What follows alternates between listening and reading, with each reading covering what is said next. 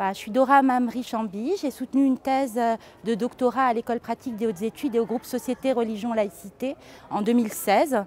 Et ma thèse portait sur la mosquée de Paris dans l'islam en France, de sa création à nos jours.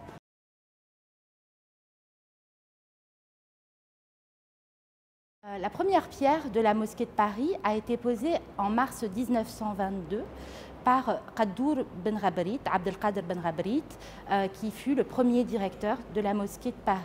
Et à cette occasion, un parterre de personnalités était invité afin de célébrer la présence de l'islam sur le sol métropolitain.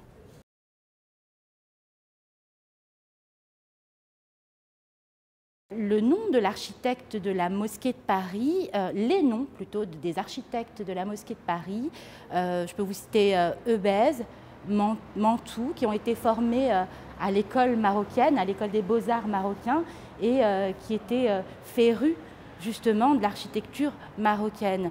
Et à cette occasion, il a été décidé que les jardins seraient à peu près dessinés selon les plans de l'Alhambra de Grenade.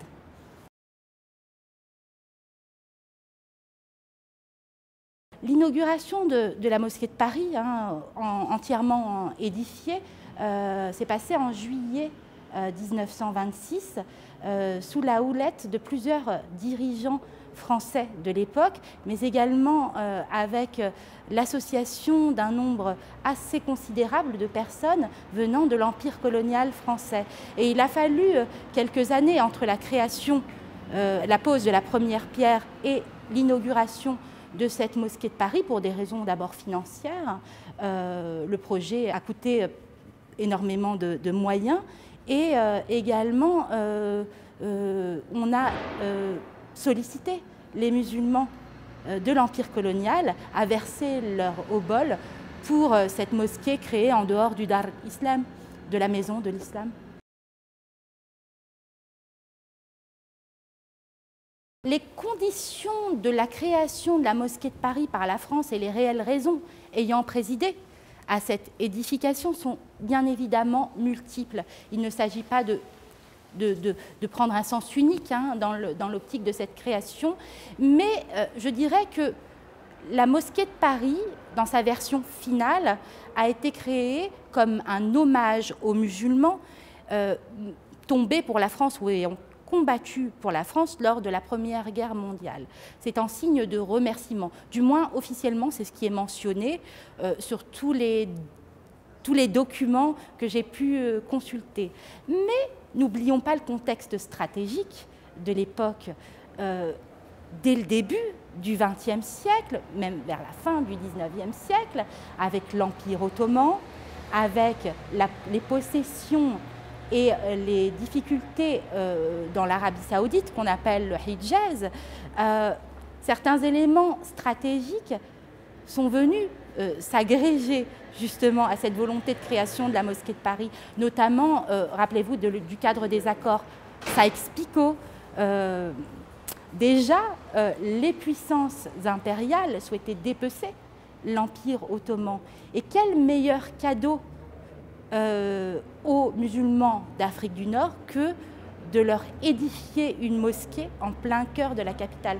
Ça serait reconnaître que la France aime ses sujets musulmans et leur permettrait de venir s'y rassembler, de venir prier, s'y prosterner, mais également engager des relations sociales.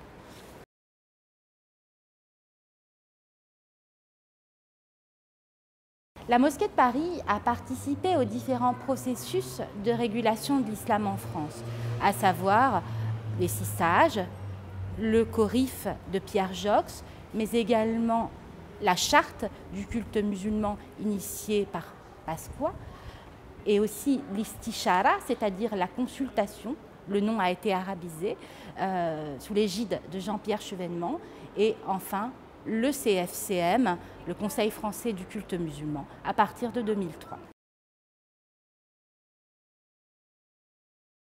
Procéder à une histoire de la mosquée de Paris pourrait permettre à tout à chacun de connaître son histoire des deux côtés de la Méditerranée, notamment pour des personnes ayant évolué en Afrique du Nord ou des enfants issus des étapes successives d'immigration en France. Connaître l'histoire de la mosquée de Paris, c'est également retracer sur la longue durée l'investissement de la France à l'égard de l'islam et questionner également la mémoire collective.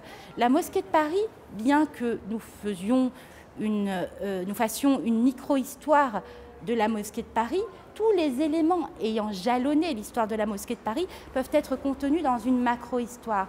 Et il est éminemment intéressant de retracer le cheminement de cette mosquée à l'aune des évolutions de la société et notamment permettre éventuellement de réconcilier les uns et les autres avec leurs histoires respectives.